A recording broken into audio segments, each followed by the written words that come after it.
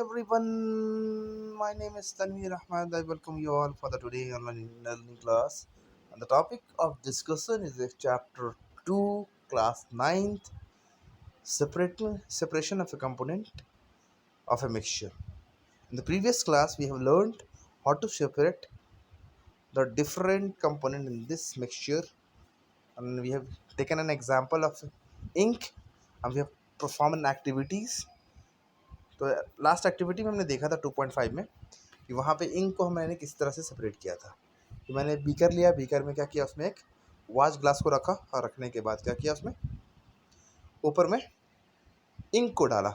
उसके बाद डायरेक्टली मैंने इंक को हीट नहीं किया, इवोपरेशन वाटर में जैसे जैसे हो रही थी उस हीट की वजह से क्या कर रही थी, इंक जो है इवोपरेट कर रही थी। तो आज हम एक्टिविटीज़ 2.5 के बारे में थोड़ा स्टडी करते हैं अच्छे से, ताकि हमको और भी मेथड समझ में आए। How can we separate cream from a milk? Nowadays we get full cream toned and double toned varieties of milk packed in a poly packet or a tetra packs in the market. These varieties of milk contain different amount of fats. तो अलग अलग varieties आपको cream के मिलते हैं जिसमें fats के अलग अलग अमाउंट मिलेंगे वहाँ पे। तो उस एक्टिविटीज़ को समझने के लिए किस तरह से फ़ैट को निकाली जाती है, मतलब क्रीम को निकाली जाती है मिल्क से, उस एक्टिविटी को समझते हैं। टेक 2.5 एक्टिविटी 2.5 में हम लोग समझते हैं इसको अच्छे से। चलिए देखते हैं। सबसे पहले take some full milk cream in a test tube, full cream milk, ठीक है। सेंट्रीफ्यूग इट, मतलब उसको रोटेट करना है, it by using a centrifuging machine for a 2 minute. मतलब आपने देखा हो घर में उसको स्टीयरिंग करते हैं ना हम लोग, उसी तरह एक मशीन भी होती है, सेंट्रीफ्यूगिंग मशीन होती है।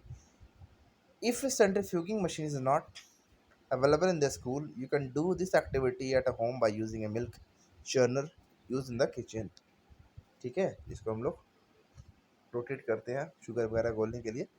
If you have a milk dairy near by, visit it and ask how they separate cream from the milk and how they make cheese from the milk. वो किस तरह से, अगर आपके ये भी मशीन अवेलेबल नहीं है तो आप आसपास के डेयरी में जा कर के देख सकते हैं, तो किस तरह से वो चीज़ को निकालते हैं मिल्क से, ठीक है। और पनीर को किस तरह से बनाते हैं। Now what do you observe when churning the milk? Explain how the separation of a cream from milk take place. कैसे होती हैं, कैसे निकलती हैं, इसके बारे में थोड़ा समझते हैं।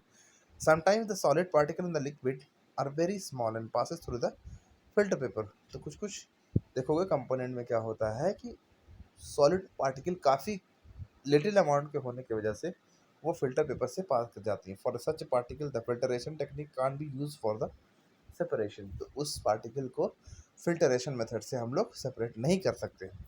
सच मिक्सचर आर सेपरेटेड बाई कंसेंट्रीफ्यूगेशंस। उनको अलग करने के लिए मुझे एक स्पेशल टाइप्स ऑफ ऑपरेशन करना पड़ता है, दैट इज कॉल्ड सेंट्रीफ्यूगेशन, ठीक है। The particle, the principle is that the denser particle are forced to bottom and the lighter particles stay at the top when spun rapidly. जब उसको आप काफ़ी ज़्यादा तेज़ी से स्पिन करोगे तो जो डेंस पार्टिकल होती हैं वो नीचे चले जाती हैं और लाइट पार्टिकल ऊपर आ जाती है। एप्लीकेशन, कहाँ कहाँ इसका एप्लीकेशन कर सकते हैं, देखिए। First application used in a diagnostic laboratories for blood and urine test. इसको कहाँ करते हैं हम लोग, डायग्नोस्टिक लेबोरेटरी में यूज़ करते हैं। किसको? सेंट्रीफिकेशन। और यूरिन टेस्ट में करते हैं।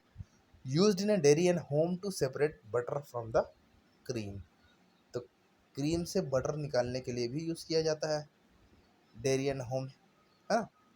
Used in washing machine to squeeze out water from the wet cloth. तो इसको सर्टिफिकेशन हम लोग वॉशिंग मशीन में भी यूज़ करते हैं, जहाँ से क्या करते हैं, वाटर हम लोग स्क्वीज करते हैं क्लोथ से। तो नेक्स्ट एक्टिविटी को समझते हैं अच्छे से। How can we separate a mixture of a two immiscible liquid? Two immiscible liquid के मिक्सचर्स को हम लोग कैसे सेपरेट करेंगे, चलिए let us study about this activity. तो दो लिक्विड के मिक्सचर्स को हम लोग सेपरेट करने का तरीका सीखते हैं। Let us try to separate a kerosene oil from the water using a separating funnel. Pour the mixture of a kerosene oil and water in a separate funnel. Let it stand undisturbed for some time so that separating layer of oil and water are formed. Open the stopcock of the separating funnel and pour out the lower part of the water carefully. Close the stopcock of the separating funnel as the oil